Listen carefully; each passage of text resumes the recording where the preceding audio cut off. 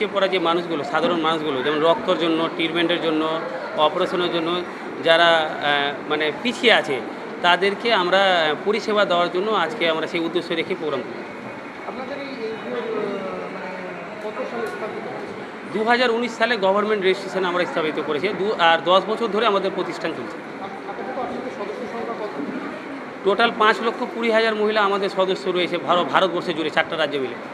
কোন কোন জেলা বা কোন কোন রাজ্য থেকে কাজ করছে? আমাদের ঝাড়খণ্ড, বিহার, আসাম, পশ্চিমবাংলা এবং আমাদের কলকাতার মধ্যে মুর্শিদাবাদ, মালদা, দক্ষিণ দিনাজপুর, উত্তর দিনাজপুর, উত্তর 24 পরগনা, হাওড়া জেলা, এই সমস্ত জেলাগুলোতে আমাদের ওয়েস্ট বেঙ্গলের মধ্যে, এবং বিহারে আপনার কিষানগঞ্জ, এবং ঝাড়খণ্ডে আপনার ওই সাহেবগঞ্জ জেলা, আসামে বরপেটা, উদালগুড়ি ডিস্ট্রিক্ট। এগুলো আপনাদের আগামী লক্ষ্যগুলো কি?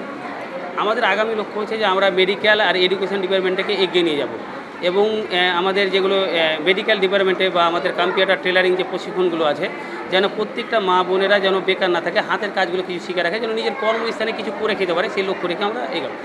আপনাদের হেড অফিস? হেড অফিস আপনার মালদা জেলা, বালিয়াডাঙ্গা, আনসারিপাড়া, পোস্ট বালিয়াডাঙ্গা, থানা কালীচক, জেলা মালদা। হ্যাঁ, আপনার পরিচয়? আমি এই শোভা মহিলা মঙ্গল সমিতির প্রেসিডেন্ট।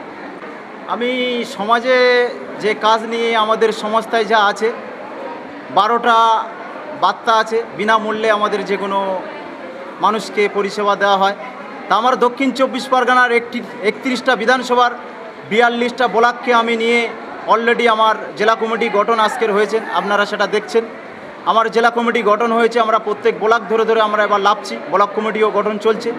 ব্লক গড়ে আমরা সারা দক্ষিণ 24 পরগনা অঞ্চল কমিটিও গঠন করব, করে প্রত্যেক মানুষের বুথ তরপন্দ বাড়িতে বাড়িতে গিয়ে আমাদের এই যে 12টা সংস্থার যে বিনামূল্যে মানুষ পরিষেবা পায়, শোভা মহিলা মঙ্গল সমিতির পক্ষ থেকে আমাদের স্যার রাজেশ মহলদার, রাজ্যের সভাপতি, তিনি আছেন উপস্থিত।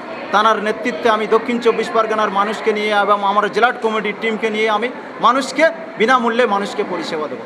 এই পরিষেবা চালাতে গেলে যদি বর্তমান রুলিং পার্টির কোনো মানে বিরোধিতা করে, তখন কী করবেন আপনারা?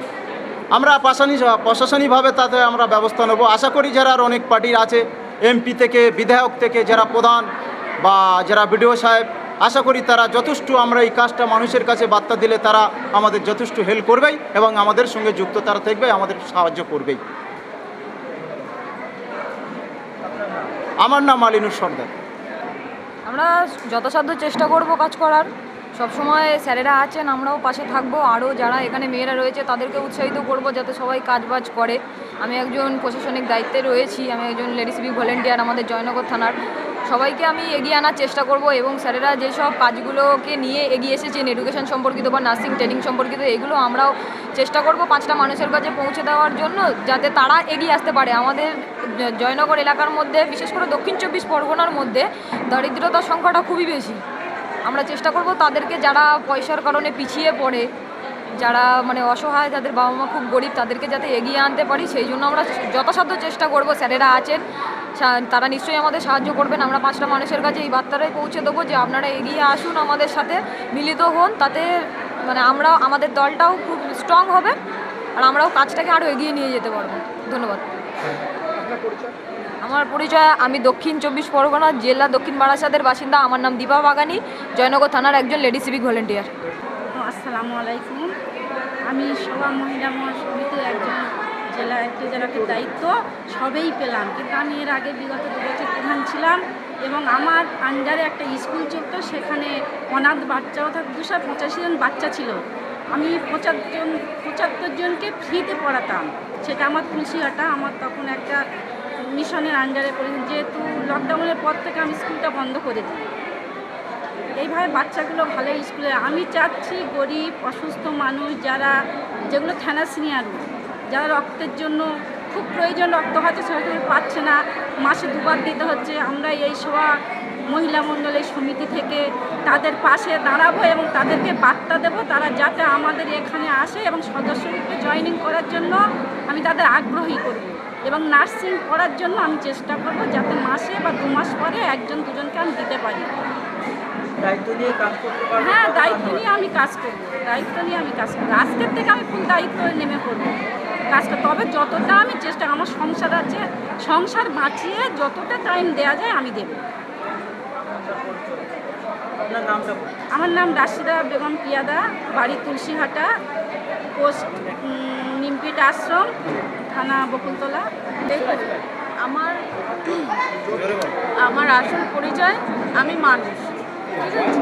তো সেক্ষেত্রে কোনো কাজের, কোনো ভালো কাজের জন্য সেখানে ভেদাভেদ একদমই চলে না। সেখানে না হিন্দু না মুসলিম, আমরা সবাই মানুষ, আমরা সবাই সবার জন্যই কাজ করতে ইচ্ছুক। এখানে হিন্দু মুসলিম ভেদাভেদ করে কখনো কোনো দিন একটা সমাজ চলে না। আমরা সামাজিক কাজ করতে এসেছি, আমরা ভেদাভেদ করতে আসিনি। সেক্ষেত্রে আমাদের ধারণা উচিত, মাথায় আনা উচিত নয় যে ও মুসলিম, ওর কোনো কাজে আমি যাব না, বা ওর কোনো সমস্যা হলো ওকে মেডিকেল ক্যাম্পে কোনো পরিষেবা দিতে হবে, সেক্ষেত্রে আমি যাব না। এটা কখনোই আমাদের মাথায় আনলে চলবে না। বা ও হিন্দু, ওর কাজে আমি এগিয়ে যাব না।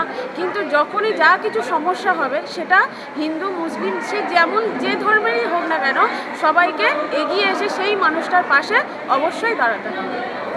আপনি কি এই যে এনজিওর সাথে যুক্ত হলেন, কতটা ভালো বুঝছেন?